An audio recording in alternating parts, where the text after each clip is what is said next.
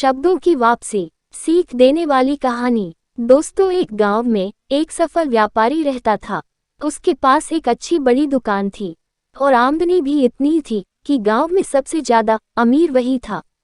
हर आदमी उससे अच्छे से बात करता और वह लोगों की बहुत मदद भी करता। वह दिन रात मेहनत और बाकी समय में पूजा पाठ भी करता। लोग उसकी बहुत इज्जत करते थे, पर उस व्यापारी की एक बुरी आदत थी। वह जल्दी गुस्से में आकर लोगों से बुरा भला कह देता था, जिससे गांव के बहुत से लोग उससे नाराज रहते। और जब वह नाराज लोगों को मनाने जाता और वो लोग नहीं मानते, तो उसको और गुस्सा आता और वह और बुरा भला कह देता। और फिर बाद में व्यापारी को बहुत बुरा लगता। एक बार गांव में एक बहुत ज्ञानी संत आए। कुछ ही दिनों में दूर दूर तक उनके ज्ञान के चर्चे होने लगे। जब ये बात व्यापारी तक पहुंची तो वह दौड़कर संत से मिलने पहुंचा। व्यापारी ने संत की बहुत सेवा की और उनको अपनी समस्या बताई।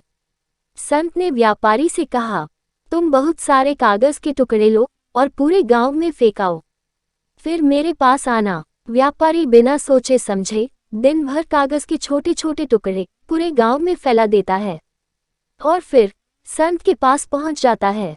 संत उस व्यापारी से कहते हैं, तुम्हारी समस्या का समाधान मिल गया है, बस तुमको एक काम करना है।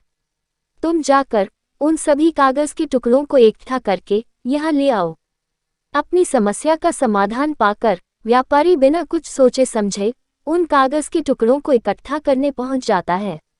बहुत देर तक कोशिश करने के बाद व्यापारी को ये समझ आता है, ये काम तो करना नामुमकिन है। वो दौड़कर संत के पास जाता है और कहता है, आपने जो काम दिया है वो तो असंभव है, मैं चाहकर भी उसको पूरा नहीं कर सकता। संत मुस्कुराते हैं और कहते हैं, बेटा, मैं भी यही कहना चाहता हूँ।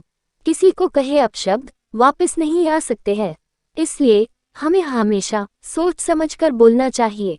आज के बाद तुम ये बात अपने मन में अच्छे से बिठा लो, चाहे कुछ भी हो जाए, तुमको किसी को अपशब्द नहीं बोलना है।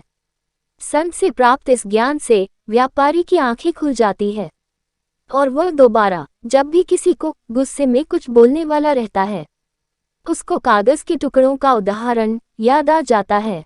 कहानी से शिक्षा। इस कहानी से हमें ये सीखने को मिलता है कि कितनी भी मुश्किल क्यों न आए, हमें किसी को अपशब्द नहीं बोलना चाहिए, क्योंकि अपशब्द से हुए नुकसान की भरपाई करना संभव नहीं है।